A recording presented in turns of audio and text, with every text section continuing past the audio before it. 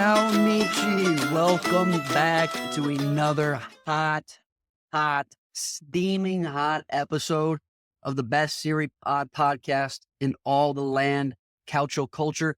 I am your host today, Logs, as Vos is playing hurt. We'll try to only use him if we're down a couple of points here tonight. But since we know how shitty Vos is feeling, Mats, how we doing? We are doing amazing. Want to know why? Because today is the long-awaited Coop Miners Day. Coop Miners. Tune. Coop Miners. Couldn't be better. I think Congratulations. the only person happier than Mott's that this is done is Dusan Vlahovic. Did you see the Doing video? Coop Miners too. Yeah. He was like, one day, 50 mil, 45, finally. Coop Miners is pumped. Mod is pumped. Juventus is posting a lot of cool videos about Coop Miners intro. Awesome. Love to see it. Number 8. No, phenomenal pickup. Way to stick with it by Juntali. It was bound to happen. I'm sure Atalanta is absolutely pissed to see him go, but good bit of business there. Finally getting that done, getting their man for the window. Vos, you gonna make it through the episode? Flu game. If Michael Jordan can do it, I can do it. MJ out here. Well, with Flu that, game. we are on to one of the best segments of all time. Quick shouts. As always, I'm going to start us off because this is my favorite segment. And we're going on the PJ, on the jet. We're going to Newcastle. Newcastle, of all places, to celebrate the return of Sandro Tonali, my boy, AC Milan legend in his own right. He is playing for Newcastle in the Prem for the first time in 305 days. That is an absolute drought of Tonali content. Yeah. I mean, hopefully he learned his lesson, doesn't gamble, although maybe he still does and just doesn't have our boy Fajoli there to rat on him. Yeah, hopefully no rats up in Newcastle, but I think that this goes. This guy went from winning the Scudetto to going to living in Milan to living in Newcastle and just sitting in the rain outside for a year because he wasn't allowed to play soccer. Absolute fall from grace for Tonali. A fall from grace, but he's coming back. I have full faith he's coming back. But I do just want to take this moment also to realize that the Italian talent in the Prem is ever growing.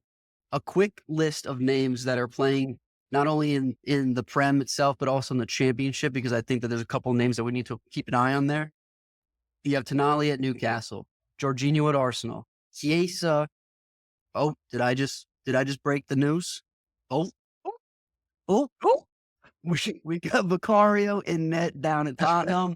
Calafiori, the newly added Arsenal defender. Someone I was sad to see lead the Serie A. Destiny Udogie on Tottenham. And then another name in the Prem, who I think will be loaned out eventually. I'm not sure he's going to get time here, but Chelsea bought Cesare Casadei from Inter Milan from their Primavera. He's a name to watch. And a couple of names from the Championship, one one you might not. Willie Nonto, a friend of the pod. We do love this guy. Plays for Leeds. Had a great showing in the Prem when Leeds was up. He's still stuck there. I could definitely see him taking a ride back to Serie A one of these days. But another name that's come up in recent days because of a really, really big decision for him, Kossounous. He's a winger. He's currently playing for Burnley. He can actually play for both Italy or the U.S. He's originally from the U.S. I think he's a Connecticut born and raised. Shout out to CT. But we'll see if he makes a decision to stay for the U.S. or make the jump. Is he from Connecticut, really? I believe he's from New London. Oh, let's go. Represent, baby. Come on. Represent. I will say, it's crazy how no one's bought that winger from Leeds. Willie? Yeah, it is. Willie, yeah. Like someone got to go get him for cheap. It makes no sense. He is a talent. I know he started out he got his first start in Switzerland for Zurich. Then I think he touched down in Italy for a little bit before quickly going to Leeds. So hopefully we'll see him on a new team here shortly. Or just in a top flight division or league. That would be nice. Add to the Italians in top flight. Jumping to no place in particular. We're going to stay in the clouds. Champions League draw in the first of the new structure is tomorrow. That'll be today for you listeners. It's a weird one. It's a weird structure. They completely blew it up so they can make more money, more games. But the pots are a bit different this year. Pots are established. There are still 4, but the only one that's based on the finish is the Champions League winner. So Real Madrid was the only lock for pot number 1. Everyone else is determined by their coefficient. And I would just like to say that it's a little weird not to see some of the league winners in pot number 1. That's just me. But at the end of the day, it actually doesn't matter too much. These pot drawings are simply for the Red Robin tournament, the group stage. You effectively are confirmed playing 2 people from the draw, 2 teams from the draw. And then from there, it's obviously their weird tactics. But at the end of the day, just extremely excited that Champions League ball is almost back. I might be in the minority on this, but I really hate that they changed things. It was not broken. Don't fix it. The way the Champions League, it's this whole we want more games thing, but we're already at the point where players are getting hurt because they're playing too much, and now here we are adding more games again. I get like people. I want more. Sure, I want more games. So like, it's to the point now where it's detrimental to the players. It's detrimental to a lot of teams. Like the best example of this is Bukayo Saka has played more games in like 2 years as a young player than most guys play in like 10 years. And he's just going to have a short career inevitably because they just roll him out there no matter what. And then in the summer, he's also going to play for England. Like, I just don't know how this is sustainable for these players. You're not wrong. I was just going to say at least there's more teams, right? So now there's some leagues get the 5th spot, which would be big for Italy if we continue to get that 5th spot so we can get richer. But definitely a lot of games and definitely not helping the players. You are right there. Money talks. We've said it before. It's staying true throughout the entire world here. So remains to be seen. Excited to get it started, but we'll definitely take some time to get used to that new structure. Into other news, we are coming back to Serie A, not for the best of reasons. Mott's your boy, not in the best spot. Serie B, actually. Yep, Serie B. Unfortunately, Andrea Pirlo, second sacking of his young managerial career. Sampdoria gave him the boot. I don't know. This, to me, kind of came out of nowhere. They were just performing pretty well in the Copa, and then he gets sacked. I went and did some research. Serie B, just like obviously the Serie A, just started. They're 3 games in. Pirlo is 0 winless, 1 draw, 2 losses with a goal differential of -2. So probably just a bad start. And they were like, we got to change it up. I still think Pirlo will be a good manager. He just got to get in the right club, give him enough time, and he will figure this out. It's a tough road for newly minted managers who have just retired as of late. You know, you point to Pirlo, who's had a tough road. Stevie G had a tough, although he had a long stint at Aston Villa, but, you know, has obviously got the boot quite quickly when things turned rough. And you look at Wayne Rooney. I don't even know is he still at DC United? Or is he at Derby? I know he got sacked from Birmingham. So it's a tough showing. It's really one end of the spectrum or the other. There's not really okay managers, but, you know, Xabi Alonso's doing it well. Zidane did it well for all those years. And we'll see if the young, these newly anointed Italian coaches in Serie A stick around for the long haul. What I'm worried about for Pirlo here is that this is his 3rd club that he's managed at in 3 years. And apart from Juve, which we've talked about it a million times, that he probably should have stuck around. I don't know where he goes from here. That's my issue. He'll figure it out. He should start playing. He should just be like, you know what? I'm going to manage, but I'll also play because I can just ping balls better than everyone, all my players. That's what he should do. He probably could just play for Samp right now. Or he gets subbed in for the free kicks to just score a goal, and then he subs himself up. Wastes subs for a PK or a free kick. I wouldn't call it the worst shout. I'd love to see it. But sick. On to the next thing here. Super excited that, again, another move for the Serie A, trying to get level with the Prem. Mats, what's your team looking like on this new app? Yeah, so Serie A has came out with a Serie A fantasy app, which we encourage you all to download. We're actually going to start a league. We're going to kick that off, the Calcio Culture. Feel free to join it. Maybe the winner of the league will give a jersey to. Once again, little botch by Serie A, obviously coming out with this after the first week of the season. Classic Serie A right there, classic Calcio. But hey, at least there is an app. I've been on it. It's actually pretty easy to navigate. I would say it's probably easier to navigate than the Prem's app, which is a good sign. That app is terrible. Awful. I hate that one. Yeah, that app it does kind of suck. One thing I do like about the Serie A setup for the fantasy app, they cap your amount of players to a singular team at 2. So it really makes you dig deep Think into about it. rosters and think about, okay, who can I use from a Torino or from a Genoa these days that's going to get me some points that's going to rival that of, the top guys at Juve? Because, I mean, at the end of the day, you can have 3, 4 guys from Juve, but they cap you at 2. I do like that. I agree. But yeah, so we're gonna start a league, Calcio Culture. We'll post it on Instagram. Please join and keep up with it. And like we said, the first person that wins the season, we might end up getting a jersey for. Who knows? Maybe they'll get a little spot on the podcast for an episode. We'll see what we can do for the winner of that league. Last shout of the day is going to be team of the week for the Serie A in match week 2. Do you guys have any thoughts on that?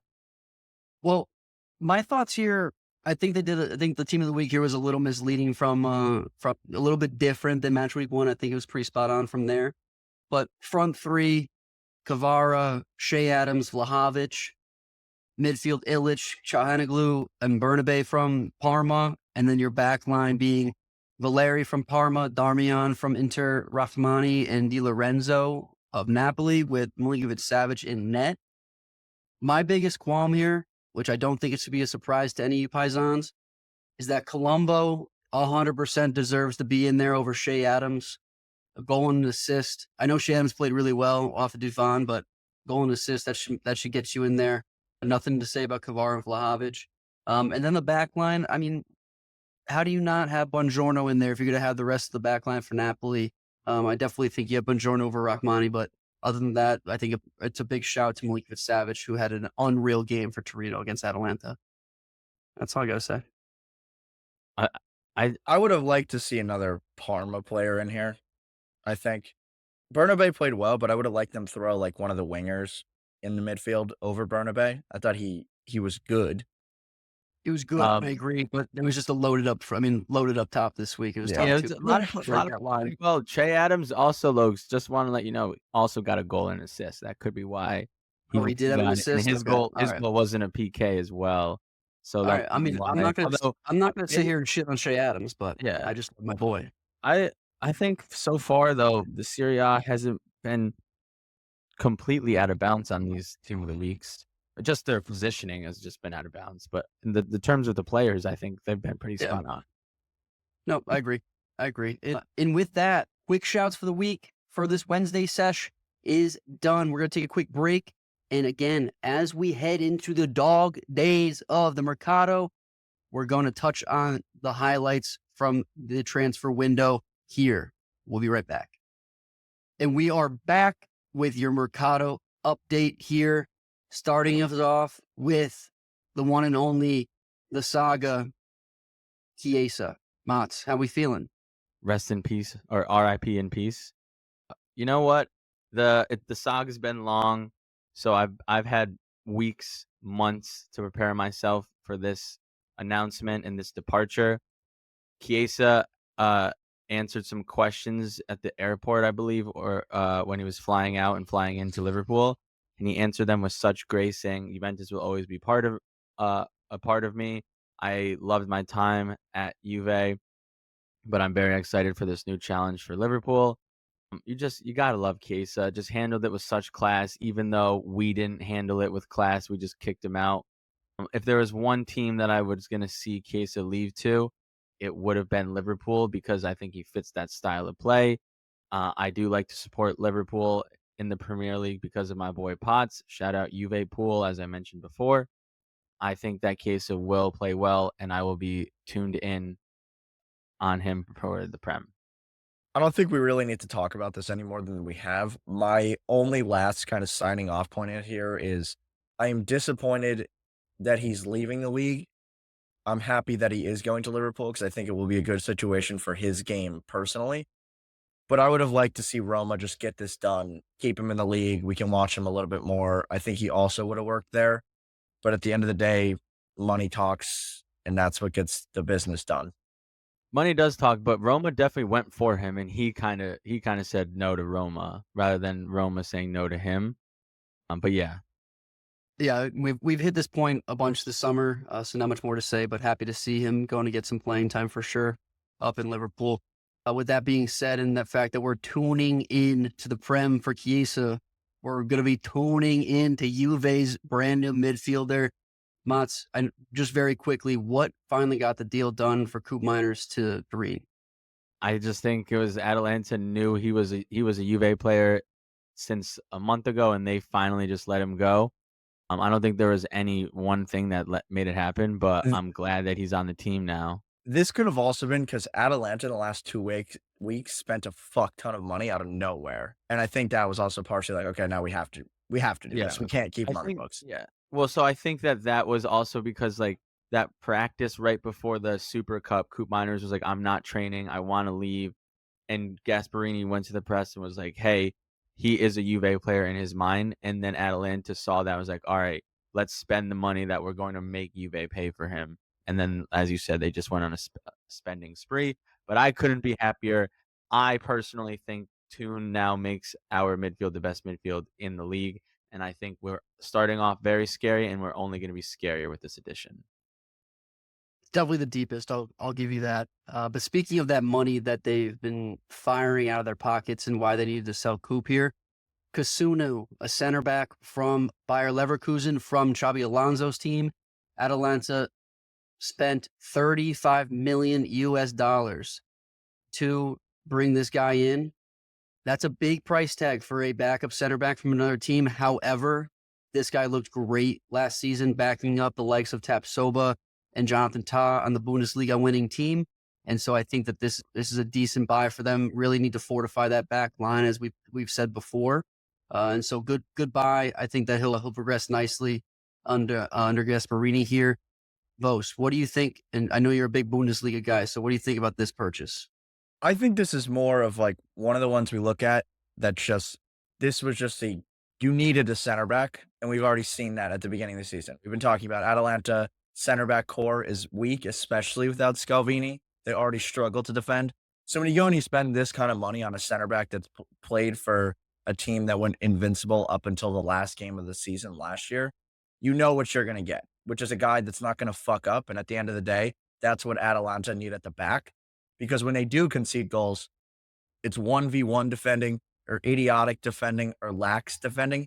And a guy coming from a team that just went undefeated is not going to bring that mentality, regardless of if he plays every game, he plays every 3 weeks. That's like kind of a rotator piece that he was there. So this just made sense. They needed another center back. I think everybody saw that. And just as a total window for Atalanta, I don't think this could have gone much better than it has gone. Apart from maybe getting Nico Gonzalez, but even then, they kind of went Bellanova with that money that they were going to do, which, to be fair, probably makes more sense for how they play. So I love this one. I've loved everything they've done the whole window. And this is also a knock-on effect to next season. When you do get Scalvini back, now you have another like solid partner with him. Yeah, this is the old reliable Italian squad here as well. They went to the old reliable to get him in, which is obviously the loan with the obligation to buy. So they aren't going to be spending it this window like they have spent the rest of the money. So they're kind of kicking this one down the line. But this is a big buy by Atalanta. They usually never buy anybody over 30. 35 is a big buy, but I think it is a good buy. Will help them for sure. And I would just like to see, with the Mercato closing, can they hold on to Lookman? That will be a big storyline with the Mercato closing, because if they can, great Mercato. If they don't hold on to him and don't replace him, it's going to be tough. 100%. And I think the fact that Lookman might be staying may be the reason they didn't push harder for Nico. So if they do get through this window the next couple of days without selling Lookman, huge window for them. Really got to give props to their sporting director. I'm not sure who he is, but whoever you are, good job. Just to wrap up on this, sorry, I just thought of this right now. This window to me is a little bit flip of the switch from an Atalanta perspective, where as before we were only seeing them really buy guys that was like, who is that? Like, we don't know who this is. Versus now they're stealing players from Napoli. I mean, Retegui, a lot of people were after, and kind of being like, we can compete with the big boys. Like, we are one of those teams. Be scared of us. We're going to steal players from you. So that I do like to see that, because now it's not we're going to make a European spot. It's we're trying to win the league. We're trying to win the Champions League, and we're competing for a Champions League spot every year. So that's just my last point on Atalanta. To that point as well, though, it'll remain to be seen if these players stay, because yes, they flipped the switch and they've gone out and they've got big names, but I would almost compare this more so to a Dortmund type system. If these guys don't stay, they develop under Gasperini, and they jump to that bigger club, that next move that Lookman's trying to do right now. And that's exactly what Dortmund does. Dortmund is they were in the Champions League final this year. They still compete in the European Cups, in the domestic cups as well. They're top of the table for the most part. So I could definitely see this Atalanta team turning into the Serie A version of Dortmund. When did they get Juan Cuadrado? I just saw that right now. Yeah. That's really funny. Juan's like 37. They're just like, we got to get. We can move on. I just didn't see that. I thought it was funny. Real dusty at a Cuadrado. But speaking of buys that we didn't see coming, and just to go to Serie A's inclusivity, Saud Abdulhamid, first Saudi Arabian player to eventually play in the top 5 European leagues. He came from Al Hilal. He was just replaced by João Cancelo. But Saud Abdulhamid, welcome to Serie A. Welcome to Roma, more specifically. I'm not going to lie to the Paisanos here. I don't know much about him. I didn't watch any of Al Hilal last year. I do know that they won a lot of games. But I also know that he's a right back, and Roma have enough players on the right side. So kind of a question mark 5 for me. But I did do a little bit of research on him, and I saw that he likes to pull a chair out from the stands and sit in the corner flag when he scores a goal. So that'd be kind of sick to see that. I'd laugh. I think that's funny. But other than that, I don't really know much about him. For me, this is like a AC Milan Teo Hernandez situation, where it's really hard to get a backup because he actually plays every single game of the season. And I think Roma are just going to roll Celik out there no matter what. But they don't really have a second right back, even though he's going to be playing every game. So I think we'll take a flyer on this guy. And if we need him, we can use him. If not, that's also fine, kind of thing. That's my guess. They do have Baldanzi, but I agree. I mean, they need depth at the wing backs. Baldanzi's an attacking midfielder. They played him on the wing last game, so he certainly can play that spot. Not that they may not want him to. No, they played 6 guys on the right side, and they didn't have any positions. It was just hold the right hand side. Well, hopefully, maybe this guy will hold the width out of the 10 feet that they're going to play every player. So we'll see. Who'd they start at right back? Oh yeah. Never mind. Celik. Right, both. Yeah. And then they switched to a 3-back though in the second half, and like Mancini was right center back. I don't know. We'll see. We'll see what Rosie's got his work cut out for him, as we mentioned. 100%. Quick touch down or up in Milan. The Rossoneri. Yacine Adli. The dream is dead. The barbecues are over. He's getting shipped off to Fiorentina. I don't know what the deal. I think it was a loan to buy, probably old reliable. But he is gone. The exodus of the AC midfield has certainly continued, and it's sad to see that this product, who I had high hopes for out of Ligue 1, is officially moving on. I think he's going to go on and be successful, but with everything stands at Milan right now, he doesn't have a way into the team, no matter what happens. He's the last man on the list, and that is a very deep midfield now. So I'm fine with that. I'm happy that he's staying in the league. I'm going to continue to watch him and hope that he gets a lot of burn. And on the flip side of this, the other guy that we're now linked to, which is weird to me, is Adrien Rabiot and Veronica Rabiot. And Oh that my one I God. don't understand at all when we are literally trying to sell, or not trying to, but it seems like he's being shown the door in Benacer, and then we just loaned out Pobega. Like, why are we going to get Rabiot and do nothing, do absolutely nothing when we have guys that can play, we can develop? No, I don't I want would be Rabiot. Get the pumped. fuck out of here. I would be pumped if you guys get Rabiot so you can just sit there in misery as I had to do for the last 5 fucking years watching that bum run up and down the field and listen to his mom bitch.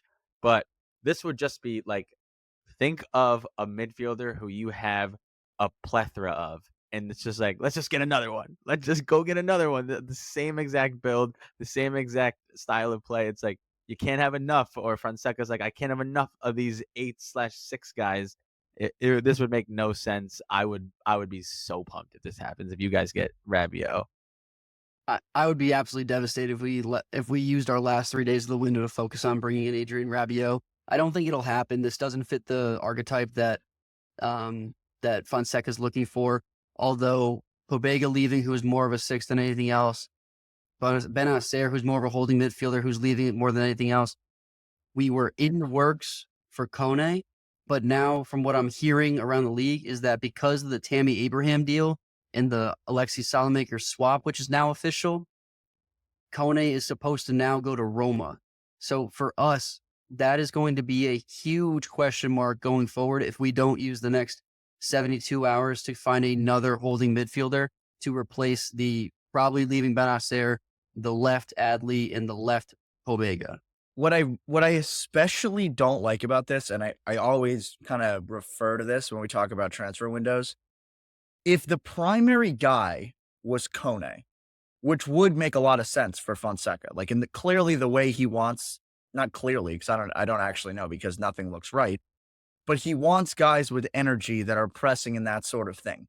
So as a recruitment board, you basically have a list. These are the guys that we want for each position. How is it Kone and then the next guy on the list is Rabiot? They do none of the same stuff. So I don't understand this, and I don't understand how, we're not going to get Kone, so we should get Rabiot. It's literally like you're building a different team if you do that then. I'm sure it's just because like they need a player and Rabiot's doesn't cost money to They just shipped Pobega off. Like it's just idiotic management. Rabiot's, they're probably looking at it as like Rabiot's better than Pobega and we can get him for free, even though he's got a high salary. Although Rabiot, maybe you're a fucking idiot asking for all that goddamn money since 2 games have played and no one wants to offer you what you're asking for. Veronica, maybe you're not a good agent because you're just a fucking mom. In any case, I mean, I agree with you, Vos. There's a bunch of question marks in the management for this team right now. You wonder what kind of voice Ibra has in the back office these days. You wonder what Jerry Cardinale is doing on his trips overseas because it seems like all he's doing is fucking it up. Give the right guys the power to do what they need to do. I've always been a fan of, and I think Juve did this beautifully, between Giuntoli and Motta. Just let the manager pick. He's the one I know you may not agree, but let the manager have the most say. He's the one implementing the system. If you hire a manager to come in and change the system, let the manager have some say in who you're bringing in and do that and go get those guys. I know that, Vos, I know your argument is going to be you should have a system and bring in managers and bring in players to fit that system. But we just explicitly got a brand new manager to change the system. So in this case, that's why you need to let Fonseca have a huge say here. He got Yusuf Fofana. He doesn't need more than that. Yes, you do. We're selling Benacer, Pobega, and that. Now we don't have anybody. Here is my issue with this entire thing of letting managers pick. If the manager fails, then you run into a situation where you have Roma, where the whole team was designed to play how Jose Mourinho wants to play. So now you have to try to build a new team around the next guy, and you get into that never-ending cycle. The best example of that is Chelsea, who just buy a new team every year because they switch managers at the end of every season. on a larger degree, my whole issue with the AC Milan window as a whole is what I said a couple weeks ago. What are you trying to achieve with the players that you're buying? Because it's a lot of just buying guys that are kind of as good as each other and not improving anywhere, which I disdain. I don't get it. Agreed. But with that being said, clearly a controversial window as we come into the last 72 hours here. Best of luck to all the Serie A teams. Spend the money, please. Shut Mott's up. Money talks. We don't want Mott's talking. And with that, we'll be right back with the meat of the episode, the match previews for match week 3. Welcome back. We are ready for the cutlet of the episode, whatever you prefer, chicken, veal, any miscellaneous meat you want to put into that style. Maybe some We are mozzarella here. on there. Put some mozzarella, put that shit in the oven, melt it down. Oh, Jesus. Pesto Anyway. mayo. Oh, dude, stop it. In any case, match week 3 coming in hot this weekend. We've got a couple of key games here for you, and we're kicking it off in Milan at the San Siro. 2 powerhouses so far, Atalanta at Inter Milan. Mats, how do you see this game going? Who comes out on top, if at all? This is a Friday game as well, so a little bit, little fun before the weekend, right? Gotta love Friday games. This is going to be a great game in Milan. With that said, I think that Atalanta having the Super Cup, an extra game, having more time to prep, they might have the edge in this game. Inter hasn't fully looked into. They still look slightly hungover from their Scudetto win last year. Lautaro's got a knock, so I don't believe he will even be suiting up for this game. So I think we'll see another partnership of Thuram and Taremi up front. Thuram is in very, very good form with 2 goals and 1 assist in the first 2 games. But I don't, from what I saw from Inter out of last game, didn't love it. They only won 1-0 besides that PK, and then obviously tied Genoa 2-2. Atalanta, yes, they did lose to Torino, but they were peppering them at the end. Milinkovic-Savic made a lot of good saves. They should have probably won that game. I see this being Atalanta going into Inter, getting a point with a 1-1 draw. I think it's 3-2 Inter. I think the way that Inter is built matches up kind of perfectly to counter what Atalanta want to do. And then Inter's counterattack is going to get the worst out of Atalanta. It's the way I'm thinking about it. That counterattack for Inter is lethal. That's a good point. That is a good point. Yeah, but I do see Atalanta nabbing a couple goals here. Like they last week they should have had a lot more. Inter has looked shaky. I think they're going to create the opportunities. I think it's going to be a 3-2 shootout that Inter pulls away with at home. Atalanta haven't hit peak form yet. We're getting there. I would hope not. It's only 3 games in. I agree with both of you to a certain extent. Yes, Atalanta hasn't hit peak form, but neither is Inter. We've seen that pretty clearly. For me, again, a lot of goals here. I'm seeing 4 goals. My gut's telling me it's a 2-2 draw. I think Atalanta's pretty formidable here. They will keep that high press. Inter is made to face that and to counterattack that. But when it comes down to it, when it's a 2-1 game at the end after Taremi puts in a goal and has an assist, I think that Atalanta's going to really be pushing up forward, and they're going to get another one. I see 2-2 here at the San Siro, and they'll each come up a little bit scathed, but 1 point isn't the worst thing when you're playing a most probably top 5, top 4, top 3 team when it comes to the end of the season here. I would say what I'm interested in is, like, let's see Zielinski from the start. I don't think Mkhitaryan has had a very good 2 games to start the season. I would love to see Inzaghi slot in Zielinski from the start and see what he's got, because Zielinski hasn't played a minute in the first 2 games, which I think is pretty surprising, especially because, in my opinion, as I just said, I don't think Mkhitaryan has played well at all. And I know that he doesn't like to play for Tessie and Barella at the same time. He likes to swap them in and out. So I would really like to see that, but we'll see what happens. I think that would play into Atalanta's favor more because, as Logs had highlighted a couple weeks ago, Zelensky hasn't really played in that like low-lying playmaking role before. And this is kind of a weird team for your first time playing that position to have to go against with how they play in man-to-man. You're going to be receiving the ball under a ton of pressure and build up no matter when you have it. Somebody's going to be on you. But now that we're talking about this, I don't know how this game is going to go. I'm going to stick to 3-2 Inter, but this should be a very entertaining game at the least with how these both Easily. teams This want to is be ball dominant attacking. Yeah, this is 100%. by far game of the week. No doubt about it. Easily. The one thing I will highlight is I do want to see if they play Bellanova from the start. That is Atalanta.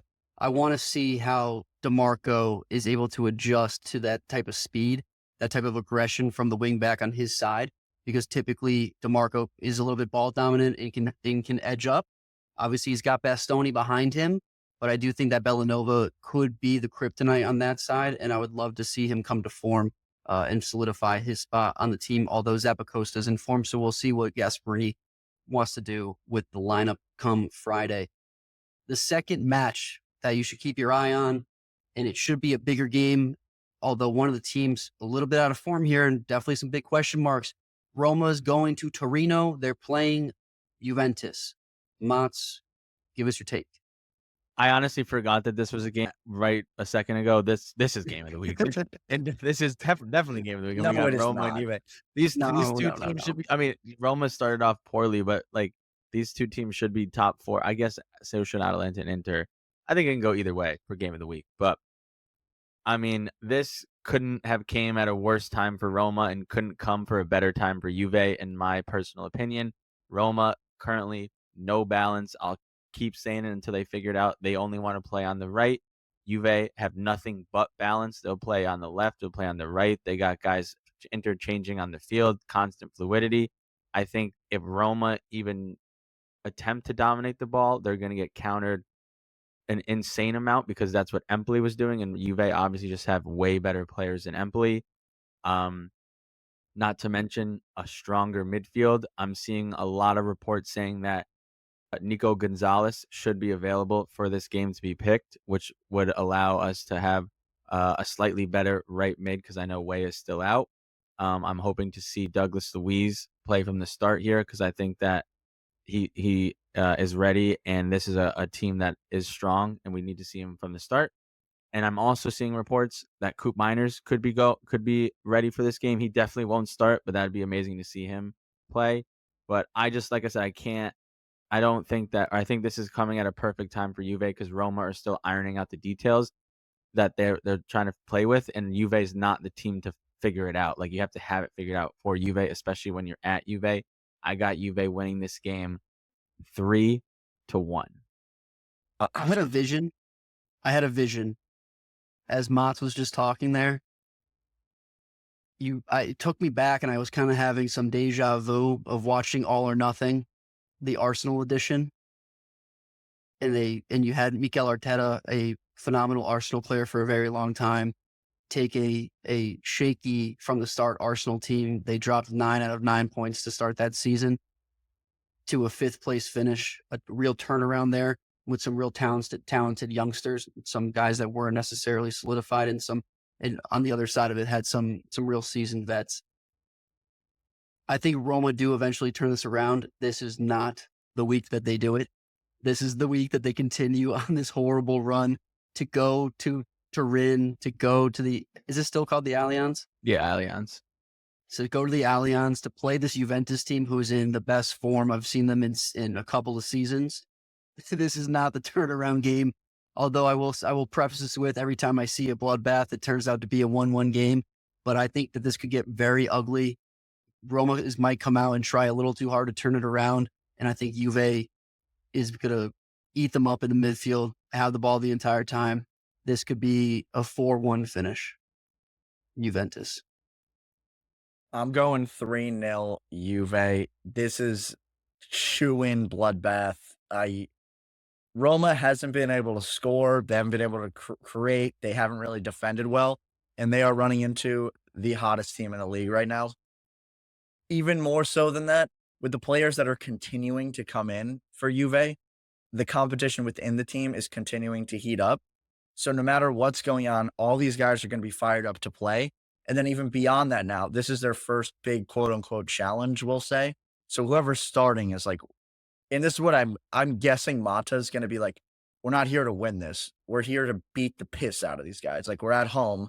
Let's make this a statement win that we are the best team. Not because we haven't played the best competition, but we are literally the best. We can beat everybody. I think they're going to roll 3-0 again. I think Yildiz is going to score too. I got a good feeling. Yildiz to net one here.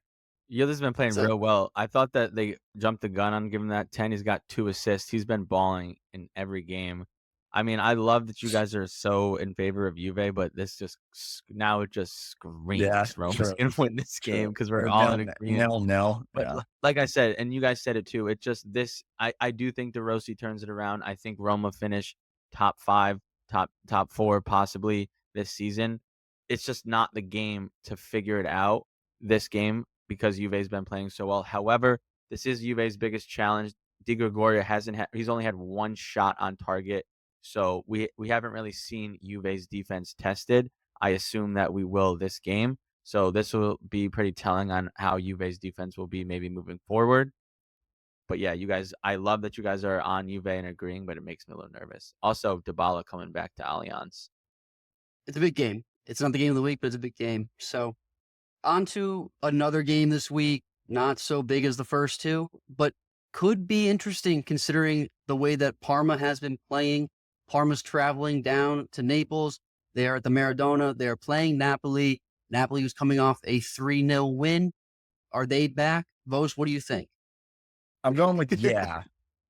I think Napoli are going to pull this one out because what Mats has been saying, when Buongiorno's in the team and like this back line of those 3 guys matches up well to what Parma want to do, which is counter quickly with like 2 or 3 guys. But again, we go back to the Conte system with that base of the 3 center backs and then like kind of like the holding midfielders for the screen. I think they're probably going to smother any Parma attack that happens. So I don't see Parma scoring.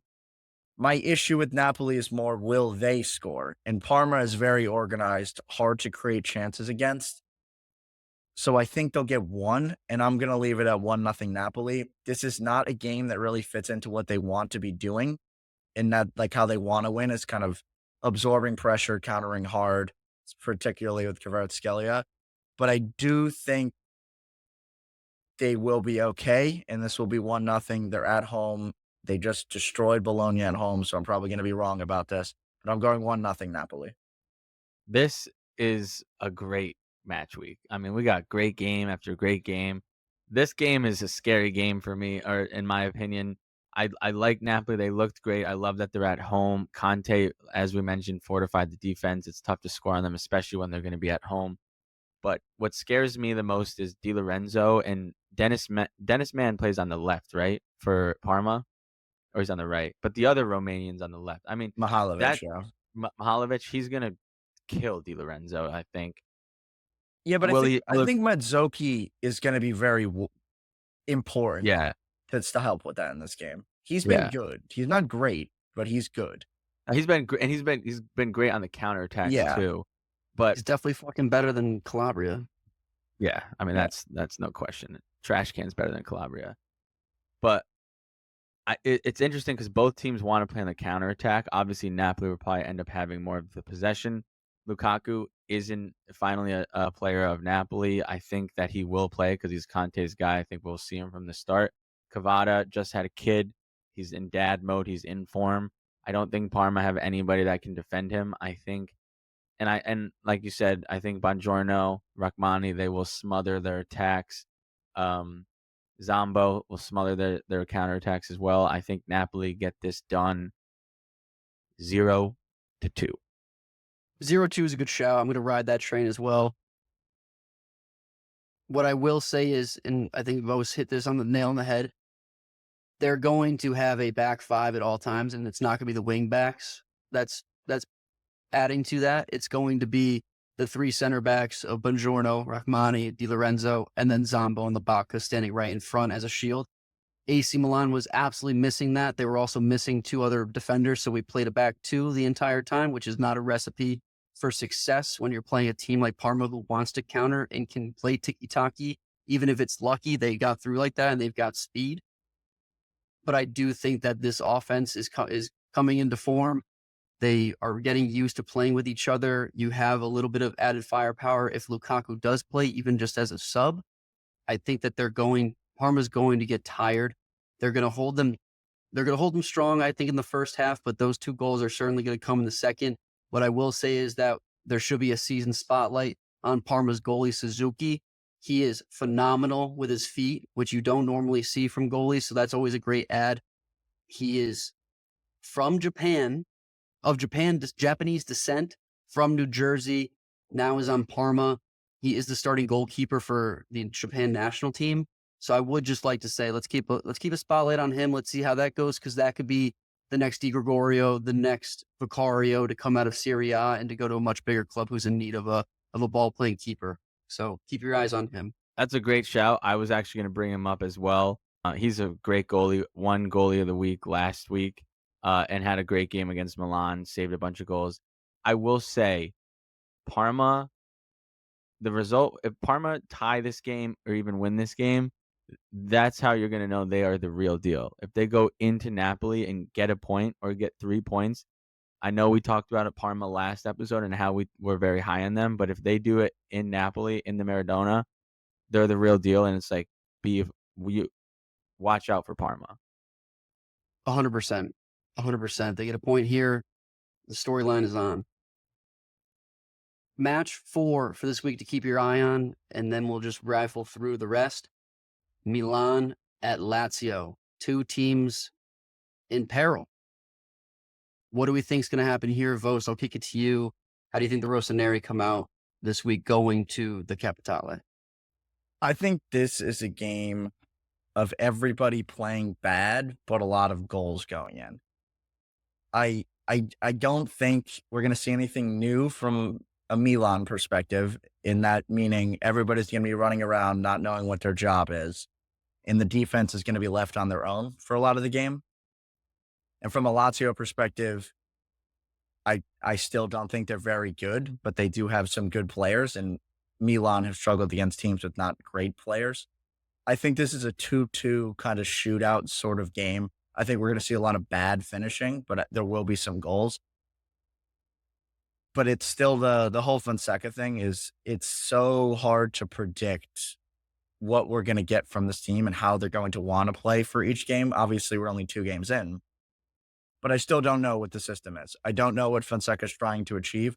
I don't know what each position is tactically set up to do. So it's going to be a learning curve. It's going to continue to be that. I think it's 2-2 shootout, a lot of bad play, but some goals going in. Do you guys know if Morata is healthy, or is he going to be sub in the lineup? Do we know? I don't know yet. We don't know yet. Up in the air at this point. That's tough because Tammy's definitely not playing, right? I don't think that deal got done just in time, but there's definitely a chance. If Lukaku got done, I think Tammy can make it. He's staying in the same city. So yeah, and the thing, like we talked about, like with Lukaku, it's really weird to have like a signing and then the guy play immediately. For Conte, like it works perfectly, right? Like you're just a 9, and he's also played for him. I think with Tammy it would also work because like the AC Milan striker is just like, you are a 9. Like you're supposed to be scoring goals. That's all you do. Like you don't have a lot of other jobs to do. And it also can't get worse from what it's been in Jovic and Okafor. So like, why not continue to change it up? So if that is done, I wouldn't be surprised if we saw Tammy in there. Mm-hmm. I think you got to go Jovic Jovic, because Okafor's not a 9, dude. He's good as a sub, but he was bad. I know Jovic isn't much better, but at least he gives you more. You have something, Bose? Oh no. Yeah, I obviously, you guys know, not high on Lazio. That's not going to change from my perspective here. I think this is the game where Fonseca kind of figures it out a little bit. I think Leao took a lot of shit from the Milan fans last game, and how he shushed to the Milan fans. He was posting on Instagram. I think he's going to kind of right the ship. His head will be in the game. He will try for 65 minutes. He's obviously not going to try for the full 90, but Leao trying for 65 minutes will mean that he is dangerous. Pulisic obviously is always a threat. And then I think we'll probably see Fofana from the start. Love to see Reinders get higher up. Pavlovic, we know, is a beast. Tomori is a beast. I'd love to see Emerson Royale from the start. Please don't play Calabria. And then Tio, you gotta look like you want to be here. Like, I think this is a pretty telling game for Tio. I saw some reports that he might want to leave Milan. I think it's pretty late in the window to make that announcement. I doubt he leaves because of that. And you're not talking about a cheap left back here. So it'd be pretty late in the window for somebody to cough up like 60, 70 mil for Tio. But I do think this game, Milan right the ship. They win this game. Lazio, young team, struggling team. I think Milan win 2-0. They kind of figure out their defense. And yeah. Look, before you jump in, I want to make a correction to my prediction. If Davide Calabria starts, AC Milan lose this game 3-2. Yeah, I mean, it's so confusing. I think I just like they I get just one thought about it. I just thought about it again. And it's Calabria against Zaccagni, which I really, really don't like, because if it's a back and forth kind of game, he's going to get cooked. And if Lazio try to possess the ball, he's also going to get cooked. So that piece really worries me. That's a very good point. And you know what I'm also thinking now? I obviously would prefer Emerson Royale to start over Calabria, but the question mark to me about why you guys went after this person in particular is, that you have one of, if not the most attacking left back in the world in Tio. And so if one left back or one outside back is going up to attack, the other one's got to know it's my job to stay back to defend, because we need at least 3 guys back. And Royale's like, I'm going up too. I want to go up. Really, really, really funny about this is there's a guy in Juventus who's really good at recognizing that, and his name is Pierre Kalulu, and he actually just left AC Milan to go to Juve, and they let him go, and he is maybe also better than Emerson at everything. So I don't know why they didn't keep him. I couldn't tell you. I really don't know.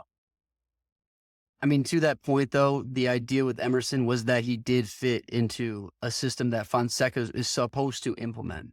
He does want both of his outside backs to play up, to hold the width. And that's why it's so important that we had a holding midfielder, which we've been missing, but we just got Fofana. So maybe it starts to look a little bit more like the system that Fonseca wants to get going. Lazio's bad. They're not very good. One thing I will give to them is that when we've talked about consistency before, their back line and goalie is this exact same from last season. So they played at least a full season together. They have that chemistry. But I do think that their midfield in front line is miserable. It's a misery to watch. I don't think that Milan entirely right the ship here. We're still getting pieces in place and we're still gelling. It has not had the same success. And, I want to apologize to AC Milan. I was extremely hard on them on Monday. I am wearing an AC Milan jersey. I had a little bit of jealousy. I had some envy. I was looking up at Juventus, and they stole the coach that we wanted, and we lost out on the striker that we wanted early in the window here, and we got backups from our wish list. I had envy. I was jealous. I think that we still need some more time. I don't think that this project is dead by any means. That's 2 games. That was an overreaction by me, and I want to apologize to the Rossoneri. I don't think we right the ship here, but we do come out with the win. I'm going to give us 2-1. I want to go 2-0 just because I think Lazio is bad, but if Calabria is in, Zaccagni will cook him and he will pull one past us. But I do think that between Leao, between Pulisic, who's playing phenomenally well, if Ruben Loftus-Cheek can get going, if Reinders can be creative, I think we definitely have the upper hand here. We're going to go into Rome, and we're going to go away with 3 points finally. So I think you guys are being optimistic with this one. Like, I'm not even optimistic. I just think Lazio's that bad, and I just think that we're that much more talented. For me, yeah, but what happened at Parma? Yeah, but Parma's really good. Parma's more like I feel like they're coached better. Those guys have been playing together for like 3 years now. I know, granted, sure they were in the Serie B last year, but those guys have been together for a while. They've been under that coach, that manager for a while. They know their system. Lazio, new manager, a lot of different players. Like they don't Lazio just it's a dumpster fire over there. And Milan, sure, they're not playing the best, but they did tie Torino, and like there was some chances at the end to tie against Parma. I think that they have the pound for pound players to beat Lazio, and they're going to be desperate. They're going to come out with aggression. They know that they need this point, like losing this game or getting 1 point, like that's setting them very, very far back in the table. So I think that they know Realistically, we just need to tighten things up. I mean, that's the big difference. We're just not organized. We don't have a vision. If we just get everyone going in the same direction and having the same idea and having the same goal, other than putting the ball in the back of the net, I do think that we're going to look a lot better this weekend. Again, Yeah, but it may be optimistic, and that's a lot of pressure on Fonseca. But you would hope that after 2 stints previous to this at very respectable clubs, that this man would understand how to get a team out of a rut. yeah, but his at those other clubs, this is a game you're fine drawing. You're fine Yeah. drawing against Lazio. Yeah, not after you his start the Roma season was this fine with way. this. I don't. His Leals would have been fine with that. That was those were 2 very, very different teams who did not spend the amount of money that we just went out and spent to get certain guys. I'm getting, again, you could be completely right and I could be completely wrong, and throw me out the window if I am. But all I got to say is that I have high hopes that we aren't that dumb, that this guy knows what to do in this situation to turn the ship around. We're not going to get there 100% during the weekend, but I think we're going to get in the right direction. I'll also say Roma, when he was manager of Roma, they were not fine with the tie at Lazio. Like that's a derby. They want to win. Yeah, every I'm time. saying like this level of team. Like you don't Sure. need a victory is how they would be looking at this game. Well, this game is different though. It's under a different lens because 3 games in, they have 1 point. That's Milan. They need to get points. Yeah, that's true. That's why he's gonna fire up the boys. Let's go, Fonseca. Fire the boys up. Let's go. Fire them up. I also am a little. This is the last point, and then let's jump on from here. Guendouzi, Lazzari are going to be very tight on layout, and I think he is not going to have a lot of joy in this game, which also worries me. Those guys suck. I'm not hot on Guendouzi. Lazzari's Poor man's Rabiot. He's a former winger. I'm not sure of his defensive skill, although he's been playing there for a couple seasons, so be it. In any case, it remains to be seen. Paisanos, that is our predictions for the weekend for the big games here. Please tune in. Please let us know what you think. Comment, interact with us. Tweet at Mott's. He is so active, and he will tweet right back at you. He's not afraid to flame you if he needs to. At Calcio Mott's. MOTTS. At Calcio Mott's. That's 2 T's. 2 T's. Mott's, like the applesauce. But in any case, a couple of other games this week to round it out. We got 6 other matches. We have Torino, who's so hot. Torino at Venezia. We have Empoli, also hot, going into a very cold Bologna. We have Cagliari at Lecce, who I have a very strong opinion about this game in just a second. We have Monza, who might be the team to absolutely forget about for the season. They've been so boring for the first 2 weeks. At Fiorentina, who need to turn it around. They are at home. Verona is going to Genova. They're playing Genoa. That's a favorite of the pod, the Genoa team. That might be our secret favorite to show up at the top, at least the mid part of the table. Both of those teams are good. That's actually that's a game to watch if you have some time. I think that's actually if you have some extra time. Definitely watch the highlights. And then Mats and I's boys out of the Lago di Como. Como is going to Udinese. And to be honest, I have no idea where Udinese is, but they are going to travel there, and they're going to round out the weekend there. Well, you know what I realized is that Como can't even play their games at Como because it's not up to regulations. Yeah, they play at Verona. Yeah, they can't do boats by the lake, dude. No boats. No boats at the lake. I did not know that. Even Luton Town was able to get it done. They didn't make the renovation. I think they have only 7,000 fans can get in there. You need 10. Oh, that totally blows up our plans. I know. No, they don't have home field advantage. It's bullshit. Oh, It doesn't even matter. They fucking suck. But It does matter anyways, because if you're going to Como, you're gonna matter. party. You're gonna party at night. You're gonna go You're enjoy party the to scene. You're Como. gonna be hungover, and guess what? The Como boys aren't, because that's what they live in.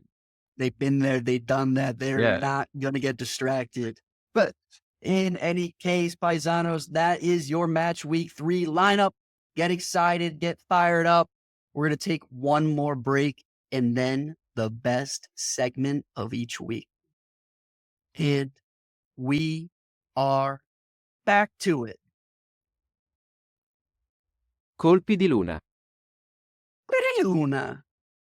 Luna. All right, boys, this is it. This is a big week for the Colpi. I will say, tough week for the Colpi because this is a fucking dog fight in a lot of these games. We were all looking at the board earlier today and was like, this is tough to pick, but we need to perform this week because the Colpi has been, I'll say it flat out, but it's early, and we did say the first 4 games are tough to figure out what's happening with the teams.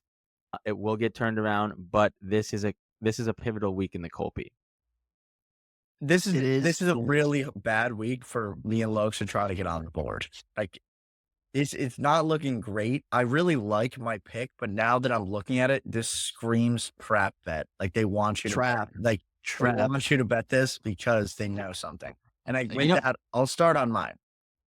I have Torino money line against Venezia. They're going to Venice.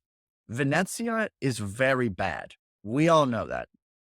Torino Very bad. has been really, really good. But at plus done. 105, this is a trap, and I'm going to lose this bet. But this should be a lock. But it's a trap, so it's not. But I'm sticking with it. I mean, if you asked me, I would say Torino would win that game, but that's probably not good because the more people agree, the less likely it is to hit. And Torino also struggled seeing games out, so this very well could end in a draw, which also makes soccer tough for picks because the draw, but it also makes it so beautiful because it gets you better odds because there's 3 different outcomes. And that will lead to my leg. Just talked about the game, Milan at Lazio. I said it earlier, I'll say it again. I think they right the ship. They're better players. Lazio don't know what they're doing. They just lost to Udinese. They're still trying to figure out their own problems over there in Rome as well. And Milan are going to figure it out. They're going to win. Milan money line plus 140. When are you going to get Milan in a money line plus 140 bet? That's value right there. You would think. It's because You would hope you would they're maybe bad. That's why. Or maybe bad. But like you guys just said, the reason this all is fun is because, like Ted Lasso found out, you can tie. So we could see a tie out of this game. It could be a rock fight. But going to a game that is a surefire rock fight, the rock fight of the week, maybe it'll start it, maybe I won't, but I've been pretty on point here. Lecce versus Cagliari, under 2.5 goals. You may be able to bet this 0-0 correct score, but for the Colpi, we're going to have an anchor leg here. We're at minus 160, under 2.5 goals. I know that I'm not going out on a limb here, and this isn't some Albert Einstein pick, but it just makes sense. Got to get on the board. And like we said, it was tough to look at the board and think just a team that's going to win or a team that's going to draw to get on the board. So you thought outside the box. You got to do it. Sometimes you got to go less. Last week I went minus 160. No shame in it. We're just telling you guys, don't fucking watch Logan's game. But bet the game. Don't watch the game, bet the game. Don't watch it, bet it. Bet it, don't watch it. Definitely don't watch it. But what you do is you bet the Colpi. You do it every week. It doesn't matter. You put down your units. We don't unit shame. You get in there, all 3 legs individual, the Colpi as a parlay. That's going to pay you plus $6.99. You put $100 down, you're getting $6.99 back or $7.99, depending on how you look at it. Thank you, DraftKings, for the odds. Just want to say one more thing about my leg. Hungry dog runs faster. A wise man once said that. Milan's going to be the hungry dog because they know they got to be top of the table or near it. I hope we're hungry dogs. We got dogs in us. They're just asleep. They're in the doghouse out back. We'll get them out. But with that, Paisanos, that wraps up another wonderful episode of Calcio Culture. I don't know if Vos lost his voice, but what we will say is keep commenting, keep interacting. You know where to find us on all the socials, on X, on Instagram, on YouTube, on TikTok, at Calcio Culture FC. And of course, you're going to be listening to this exact episode on all your streaming sources, Spotify and Apple Pods. Mats, take us away. Paisanos, make sure you join the Serie A Fantasy League Calcio Culture. We'll have that started. Possible jersey for the winner. Please continue to give us 5 stars on Spotify, Apple Music. We appreciate it. And do not be a gagoots, and Forza Calcio Culture.